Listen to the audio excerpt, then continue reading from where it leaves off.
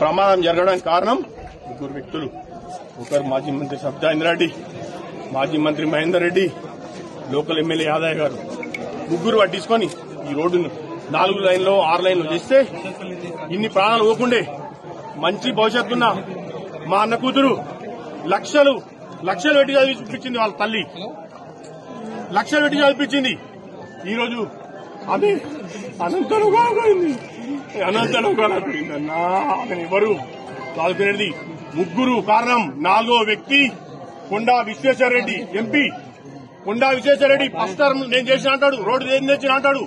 First term లో 5 ఏళ్లు TRS government ఉండి నీవు రోడ్డు ఏడ తెచ్చినావు? నేషనల్ హైవే ఎప్పుడు తెచ్చినావు? ఎందుకు ఆగింది? ఎవరైనా అడిగినా? చివరి ప్రజలు ఎవరైనా అడిగినా? అడగలేరు. మాజీ మంత్రి సబితా రెడ్డి మా ఆడబిడ్డనే, మా తాండ్రు ఆడబిడ్డనే, కానీ పట్టించుకోలే రోడ్డు. నీవు పట్టించుకుంటే రోడ్డు వేసింటే ఈ రోజు ఇంతమంది పానాలు పోకుండే. రోహితన్నా చెప్పనా? ఇప్పుడన్నా చెప్పు, తాండ్రు పానాలు ఎంతమంది తింటారు? ఆమె మహేందర్ రెడ్డి, నీవు ముగ్గురే కారణం. మేడం చిన్న ఊరుకు డబల్ రోడ్ ఉంది మేడం. ఎంతో ట్రాఫిక్ పోతుంది మేడం. రోడ్ ఏడా పెద్దగా చేసినావు మేడం. ఎన్నేళ్ళది మేడం? నీవు ఊకే చెవుల్లో ప్రజల గుండెల్లో ఉంటే కాదు మేడం. పని చూపి మేడం. ఇప్పటికైనా కలుగుతారు మేడం. పోయినా 17 మంది ఆక్రోశంతో వెళ్తున్నాయి మేడం. మీ మీద కసిలేదు.